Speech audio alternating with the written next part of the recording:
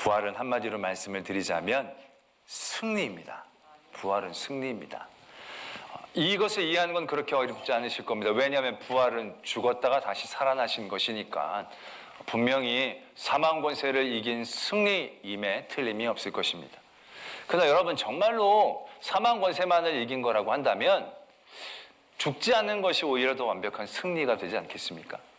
에녹이나 엘리야처럼 죽지 않는 것, 그것이 어떻게 보면 처음부터 지지 않은 사망 권세에 대한 완벽한 승리인 것처럼 여겨질 수 있을 것입니다. 그러나 예수 그리스도의 부활은 죽었다가 다시 살아난 거예요. 물론 죽었다가 다시 살아난 것이 더 어렵고 더 대단한 사역이겠지만 기왕 이길 거면 온전하고 완벽한 승리라고 한다면 죽지 않고 쭉 살아서 승천하시는 게 진정한 승리가 되겠죠. 그러나 부활 승리는 그렇지 않기 때문에 더 완벽하고 온전한 승리임을 우리가 아셔야 한다는 것입니다. 왜냐하면 죽지 않고 쭉 사셨다가 올라가면 그냥 사망을 이긴 단편적인 승리에 불과할 것입니다. 그러나 부활 승리는요, 굉장히 입체적이고 심오하고 완벽한 승리이다라는 것입니다. 이렇게 표현하는 게 맞을지 모르겠지만요, 부활은요, 승리의 모습들을 다 갖고 있습니다. 원인의 승리, 과정의 승리, 결과의 승리. 세상의 승리는 이 결과만을 이기면 승리라고 얘기합니다. 그러나 예수 그리스도의 부활의 승리는 결과만 죽음을 이기고 다시 사셨을 뿐만이 아니라 그 과정도, 그 모든 악과 죄의 권세 가운데 그들의 방법을 따르지 않고 그 스스로가 하나님이 하나님됨을 지키신 승리가 그 안에 담겨져 있다는 얘기죠. 또 이러한 모든 일들이 진작에 지지 않고 싸우지 않았으면 오히려 이길 수 있을 거라고 생각할 수 있겠지만 원인부터 승리하고 계신다는 것입니다. 원인의 승리는 쉽게 말씀을 드리자면 하나님이 하신 그 약속을 지키신다는 겁니다. 이 부분이 굉장히 중요합니다. 왜? 그 약속을 지키신 것 안에 우리가 포함되어 있으니까요. 그렇기 때문에 예수 그리스도의 승리는 개인 한 개인의 승리로 끝나는 것이 아니라 하나님의 승리, 예수 그리스도의 승리, 선한 것의 승리, 또한 예수 그리스도를 믿는 우리의 승리가 될 수 있는 것입니다. 단순히 죽지 않고 쭉 사셨다가 올라가셨으면 본인만 이기신 것이 될 것입니다. 그러나 예수 그리스도의 부활은 원인도, 과정도, 결과도 그 하나도 버릴 것 없이 완벽한 승리, 단순히 사망과 죄의 권세와 싸워서 그들과 이긴 하나님이 그들과 상대해 주시고 그들이 급이 되어지는 걸 이야기하는 게 아니라는 거죠. 하나님은 하나님 되심, 스스로의 싸움에서도 승리하신 거고 사망 권세 유혹으로부터도 승리하신 거고 우리를 향한 그 사랑으로부터도 승리하셨기 때문에 부활 승리는 완벽한 승리입니다. 부활 승리는 그 어떤 것과도 바꿀 수 없는 귀한 승리, 놀라운 승리의 전리품을 우리에게 주시는 승리임을 믿으시길 바랍니다. 아직 2부 예배 때가 돼서 그런지 표정들이 풀리시지를 않네요. 이게 이렇게 좋은 승리라고 얘기하면 좀 뭐 한 10%만 느껴도 싱긋이 웃기라도 할 텐데 다들 뭐가 그렇게 만족이 안 되시는지. 그도 그럴 것이 이 부활의 승리라는 것이 주는 가장 큰 승리의 전리품과 혜택은 영생이죠. 구원이죠. 그러다 보니까 이거를 경험하게 되는 거는 심판 그때, 우리가 어떤 죽음을 맞이하는 그때부터 이제 본격적으로 이 승리의 전리품을 우리가 누릴 수 있게 되는 거죠. 그렇다 보니까 지금 죽음의 시간들이 멀지 않은 우리들임에도 불구하고 잘 느껴지지 않는 우리들에게는 그 부활 승리의 완벽한 승리가 온전하게 혜택으로 다가온 것 같이 느껴지지 않는 그러한 삶의 자리에 있을 수도 있을 것입니다. 그런데 여러분, 이거 굉장한 큰 오해입니다. 예수 그리스도의 부활의 승리는 우리가 죽음의 자리에 또 죽고 난 다음에 어떤 부활의 자리에서만 그때부터 작용을 시작하는 그 승리의 역사가 아니라 우리가 살고 있는 지금 이 순간 이 자리에서도 그 승리의 역사들, 승리의 혜택들이 우리에게 주어지고 있다는 사실들을 우리가 분명히 깨달아야 한다는 것이죠. 오늘 우리가 읽은 말씀이 이렇게 적혀져 있습니다. 우리 주 예수 그리스도로 말미암아 우리에게 승리를 주시는 하나님께 감사하라. 우리가 이기는 게 아니에요. 예수님이 이기셨는데도 그 승리가 예수님 것에만 국한된 게 아니라 우리에게 주어질 수 있는 거예요. 아까처럼 완벽한 승리니까 예수님의 승리가 우리에게 승리가 되는 거예요. 내가 뭐 잘한 건 없지만 그 승리를 주셔서 우리는 그 승리의 은혜, 그 승리의 전리품을 갖고 있다는 거예요. 그럼 그것이 과연 무엇이 있을까? 58절의 말씀은 이렇게 적고 있습니다. 너희가 승리를 받았으니까 감사하고 그렇기 때문에 이렇게 해라. 이런 식의 말씀의 흐름이 적혀져 있습니다. 그러므로 내 사랑하는 형제들아, 견실하며 흔들리지 말고 항상 주일에 더욱 힘쓰는 자들이 되라. 이는 너희 수고가 주 안에서 헛되지 않은 줄 알미라. 이렇게 적혀져 있습니다. 그래서 우리는 이게 우리가 예수님에게서 승리를 받았으니까 그거 좋은 거 줬으니까 너 이제 뭐 열심히 날 위해 일을 해라. 어떤 이러한 식으로 우리가 받아들일 수 있다는 거죠. 그러니까는 내가 뭐 승리를 달라 그런지도 않았는데 승리 주신 다음에 막 엄청 우리를 막 부려먹으실 것 같이 얘기하는 것처럼 이해를 하게 되는 경우들이 적지 않은 거죠. 근데 이게요, 우리에게 주신 놀라운 은혜와 혜택임을 알아야 합니다. 뭐가 중요하냐면요, 바로 이겁니다. 너희 수고가 주 안에서 헛되지 않은 줄 알 것이다. 헛되게 되지 않는다. 우리가 지금 우리의 삶을 지금 살아가면서 죽음을 맞이하기 이전이지만 지금 우리가 살아나가면서 우리가 하는 이런 모든 삶의 자리에서 하는 그 모든 것들이 헛되이 되지 않는다는 거예요. 여러분, 이게 얼마나 큰 혜택이고 승리의 전리품인지 아십니까? 한 나라의 재상이 뭐 되고 10년 동안 그 자리에 있고 전쟁에서 이기기도 하고 결혼도 하고 아이들도 많이 낳고 얼마나 인생의 스토리가 많습니까? 그러나 그런 모든 것들이 죽음이란 것 앞에는 아무런 의미가 없는 헛된 것이 되고 만다는 것을 우리가 어렵지 않게 깨달을 수 있을 것이다 라는 얘기입니다. 예수 그리스도 그 부활의 승리가 우리에게 주는 승리의 그 혜택이 뭐냐?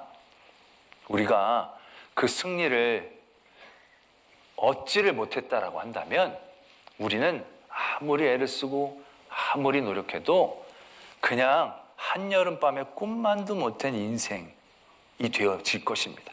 아무리 높은 자리에 있어 봐야 그것이 알아줄 사람도 없고 기억해 줄 사람도 없고 높여줄 사람도 없는 거예요. 여기 지금 우리 권사님들 보니까 우리 권사님들 소시적인 정말 미모로 한가닥 하셨을 분들이 많아요. 아멘이지요? 근데 여러분, 요즘 그 미모를 알아주는 사람이 누가 있습니까? 그냥 꿈과도 같죠. 옛날 예뻤다는 것 같고 요즘 뭐 달라질 게 있습니까? 그냥 지나갈 뿐이에요. 그거 젊었을 때 그 아름다움을 지키려고 얼마나 애를 쓰고 노력을 하셨습니까? 지금도 젊은 분들 안 늙으려고 애를 많이 쓰시잖아요. 뭐 바르고 뭐 이런 거 뭐 이렇게 시술도 하고 막 총도 쏘고 막 이런 되게 많이 하잖아요. 안간힘을 쓰는 거예요. 어떻게든 더 좀 오래. 그래가지고 같은 동년배끼리 동창 갔는데 막 내 피부만 반짝반짝거리면 이 투자한 보람이 있다 막 그런 생각들을 하면서 앞으로 더 열심히 투자해야겠다 막 그런 생각들이 막 이러잖아요. 그래봐야 그게 얼마나 가겠냐는 거죠. 지켜봐야 얼마나 가겠냐는 거죠. 80대 분이 피부가 반짝반짝하고 막 투명하고 아름답다? 징그러운 거예요. 그건 무서운 거예요. 50대까지는 그렇다면 관리 잘했다고 칠 수 있지만 7, 80대 피부가 막 반짝반짝거리면 그게 흡혈귀가 아니고서 어떻게 그렇게 되겠냐는 거예요. 죽음이나 인생 앞에 가치가 남아날 게 뭐가 있냐는 거예요. 하루아침에 높은 분에 있다가 내려온 분들 많이 만납니다. 그런 분들은요, 진짜 사람이 달라 보이는 분들이 적지 않아요. 왜? 세상에 다 헛된 것이니 그 자리만 내려오면 다 기억해 준 사람들, 찾아주는 사람도 없고 다 그런 거예요. 인생에서 경험하는 모든 것들이. 그래서 전도서에서는 헛되고 헛되니 헛되고 헛되도다. 모든 것이 헛되다라는 얘기죠. 어떻게 보면 이 전도서의 저자는 세상 부귀영화는 다 누려본 사람이에요. 그 사람이 삶의 마지막 자리에서 깨닫게 된 가장 큰 지혜는 인생이 죽음이란 벽 앞에 닥쳐있는 인생이라는 것이 갖고 있는 모든 것이 어떠한 의미를 갖고 있는지를 인정하는 거죠. 오늘 그런데 예수님께서 우리에게 주신 그 이김으로 말미암아 우리의 모든 수고가 헛되지 않게 된다라는 것입니다. 세상에서 실패를 했을지라도, 세상에서 그것들을 내가 잃어버렸을지라도, 사람들이 그것을 기억해주고 인정해주지 않는다 할지라도, 세상이 기억 안 해주면 헛되어 버린 것이에요. 세상이 인정 안 해주면 내가 잘못하고 있는 것처럼 생각할 수밖에 없는 거예요. 그러나 예수 그리스도의 부활의 승리로 인하여 우리에게 주신 그 이김은 우리의 삶에 어떠한 가치와 혜택을 주느냐? 그 모든 것이 사람이 인정을 하든 인정하지 않든, 알아주든 알아주지 않든, 그것을 이겼든 이기지 않았든 하나님 앞에서는 헛되지 않는다 라는 것을 우리가 알게 되어진다 라는 얘기죠. 여러분들 기 끄고 애쓰고 힘썼더니 그게 다 헛된 거라고 생각한다면 그 다음에 하실 수 있겠어요? 할 마음이 생기겠어요? 못 살아나갑니다. 결국 인생은 그걸 모르고 그냥 사는 사람과 알면서 허무하게 사는 사람들 두 종류예요. 그러나 우리는 다르다는 거예요. 우리는 그 승리가 우리에게 있기 때문에 그 모든 죽음을 뛰어넘고 모든 것들, 헛되게 맞는 것들을 뛰어넘어 내가 하는 모든 것들이 일일이 하나님께서 다 기억하시고 그 하는 것들을 모두 인정해 주시고 갚아주시는 그 은혜의 자리에 우리가 섰다라는 거. 모든 것들을 무효로 만드는 영과 같은 사망의 권세들을 떨쳐내고 우리에게 주시는 하나님의 그 상수를 얻게 되어지는 것을 우리는 분명히 깨달아야 한다는 것이죠. 우리가 보면 하나님이 일할 때 안 됐다, 헛되다 그렇게 보게 되는 경우들이 적지 않아요. 막 힘껏 막 노력을 하고 애쓰고 준비했는데 하지 못하게 되거나 뭐 사람들이 별로 은혜를 받지 못하게 하거나 그러면 아유 너무 헛일 하셨네 뭐 이런 식으로 우리가 생각할 때가 있어요. 하나님의 일은 절대로 그렇지 않다는 것이죠. 우리가 토마스 선교사님을 생각할 때 가장 안타까워요. 왜냐하면 이 토마스 선교사님은 26살에 정말 꽃다운 정말 인재 중에 인재였던 선교사님이었어요. 이분은 14살에 옥스퍼드 준비학교에 들어갑니다. 옥스퍼드는 16살부터 입학이 가능해요. 너무 똑똑해서 입학을 받았지만 나이가 어려서 예비학교에 간 거예요. 근데 이분이 거기서 선교사에 대한 열정을 가지고 옥스퍼드에 진학하지 않고 신학교에 갑니다.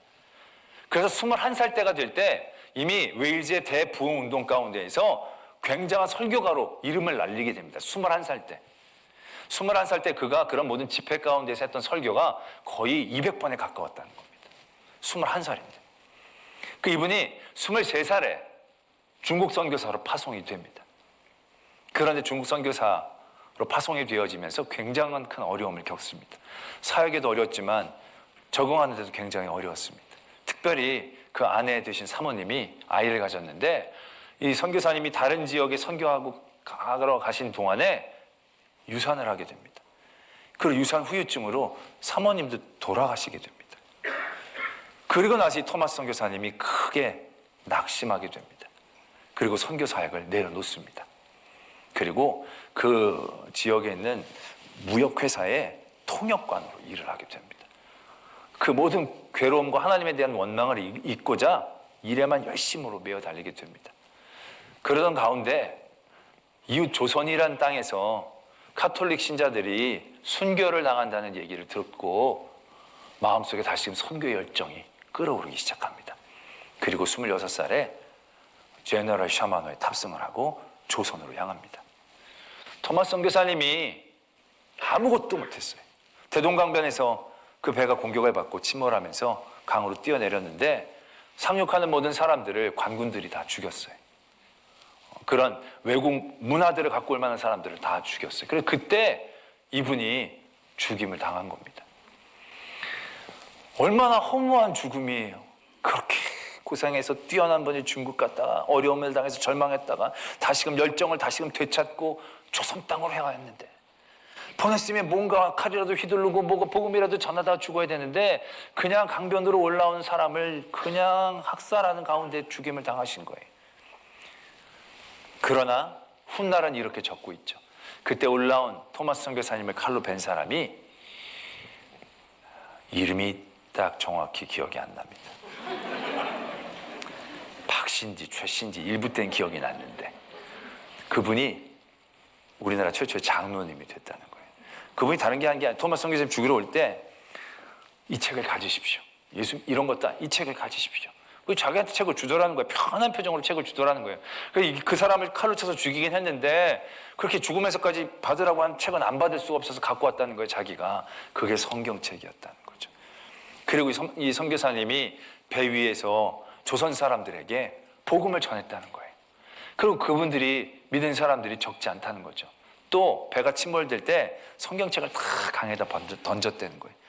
그 강물에 떠달려가다가 그 강변에서 그 성경을 주운 아이들이 그걸 집에 가져가서 벽에 도배를 했다는 거예요. 근데 그 집이 여관을 하는 집이었다는 거예요. 그 여관에 묵은 사람들이 그 도배지를 보면서 은혜를 받았다는 거예요. 그런 일화가 적혀져 있으면서 그분의 헛된 죽음이 헛되지 않다라는 것을 많이 증거하고 있다는 거죠. 그러나 그분은 어떻게 보면 세상적인 결과적으로도 결코 헛된 게 아니구나라고 생각할 수 있는 대목이 있어요.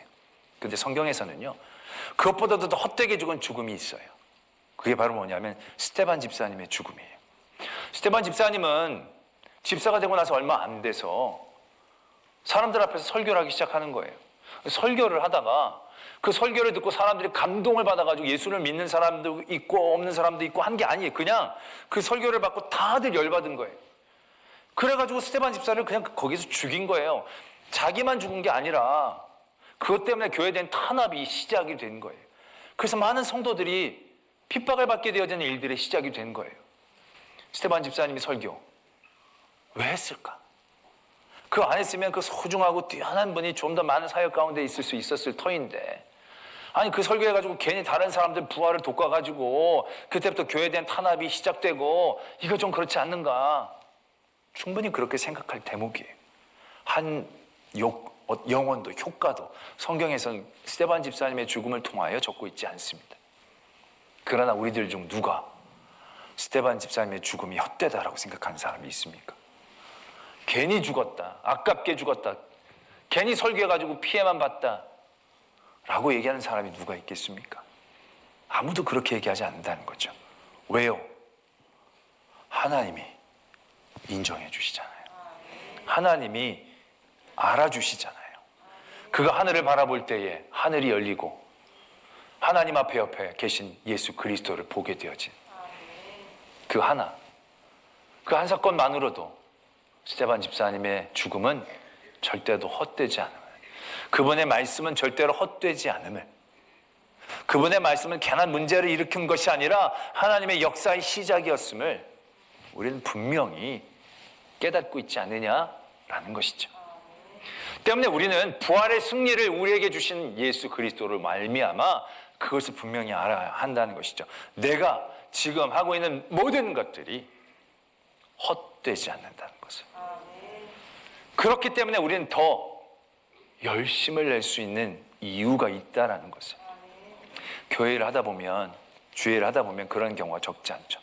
막 했는데도 사람들이 알아주지 않으면 괜히 속상할 때가 있어요. 보이지 않는 데서 계속 뭘 하는데 아무도 알아주지 않고, 내가 칭찬바라고 한 건 아니지만 그래도 조금이나마 알아주면 좋겠는데 그것도 하나도 안 알아주고 막 그런 경우들이 적지 않아요. 그러다 보면 조금씩 낭망이 돼요. 괜히 했나? 어떤 순간인가는 난 열심히 청소하고 왔는데 거기 누가 청소를 했어? 막 이러면 너무 가슴이 아파. 내가 다시는 안 봐라. 그런 생각들을 가질 때가 있다는 것이죠. 인간의 생각들, 평가들, 그런 판단들 때문에 내 일들이 순식간에 아무것도 아닌 것처럼 여겨지게 되고 괜히 했던 쓸데없는 짓처럼 여겨지게 되고, 그래서 후회와 절망 가운데 우리가 처할 때가 적지 않다는 것입니다.